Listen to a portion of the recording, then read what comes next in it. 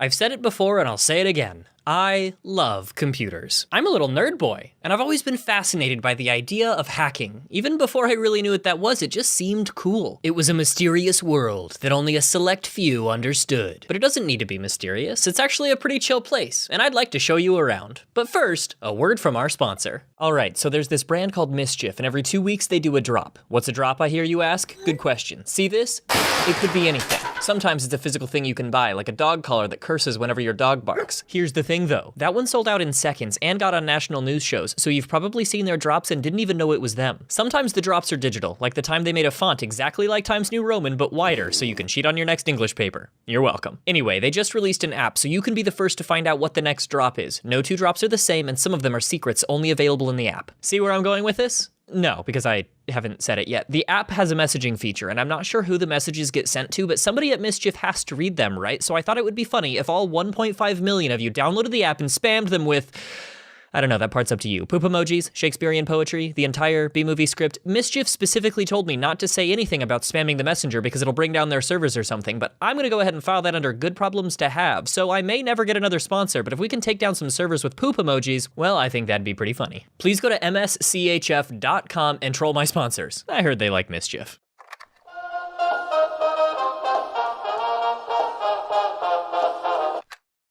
What is hacking? Most people probably think it's illegal, and to be fair, sometimes it is, but the definition that I like is getting technology to do something that it wasn't originally supposed to do. Sure, that could be something like hacking a bank's computer to give you $1 million. It certainly wasn't supposed to do that. But it could also be jailbreaking your phone, and there's nothing illegal about that, no matter what Apple wants you to believe. So when I was young and fascinated by the idea of computer hacking, I would search the internet for how to hack and read tons of articles and blog posts about how computer systems work and how to break into them. But one time I made the mistake of trying to share that passion with my sister. All she saw was a big old juicy opportunity to get me in trouble. She was like, "Mom, Tim Tom's hacking into the government. He's gonna go to prison." And I was like, "Nuh-uh, hacking isn't necessarily illegal. It's just about getting computers to do stuff that the original designers never intended." And Mom Tom was like, "I'm not doing this right now."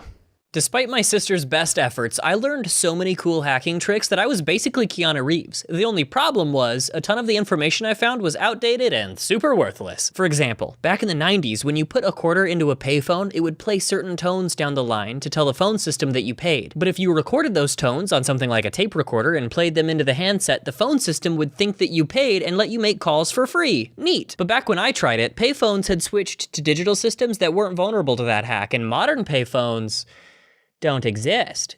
Thinking back on it, a lot of the information I found was about how the phone system works, or used to work, which kind of makes sense. Phones were the network that connected everybody's homes and businesses before the internet was a thing, and phone hacking, or phreaking as the cool kids called it, used to be a big part of being a hacker. My favorite thing that I learned from my phreaking days almost did get me in trouble with the police. Basically, I learned how those old rotary phones worked, and I figured out that I could dial a phone number by just taking the phone off the hook a bunch of times in the right pattern, kind of like Morse code. I thought the idea of dialing a phone number without pressing any buttons was neat, but I also didn't expect it to work. So I used that trick to dial the first phone number I could think of. 911. Once the phone started ringing, my heart sank and I hung up, but it was too late. The police had already traced the call. The cops showed up to my house like 30 minutes later, and I was just like, "Whoa, gee willikers, well, I sure didn't dial 911. Yep, I didn't press any buttons at all." And I got away with it, like a totally elite hacker. Now, I don't think movies are responsible for my fascination with computers or hacking, but they definitely fueled that flame. My favorite movie of all time is Hackers, a movie that came out when I was a baby. There's a scene in the movie where one of the characters uses that phone hook trick to call someone, and a different scene where he uses the tape recorder trick to use a payphone for free. Most of the hacking in the movie is unrealistic and just looks cool. But there's tons of parts where the characters use actual hacks, and the movie doesn't call attention to it, they just do it like it's no big deal. When I first saw that, I was ecstatic, like, that would actually work! Or at least it would have, back in the day.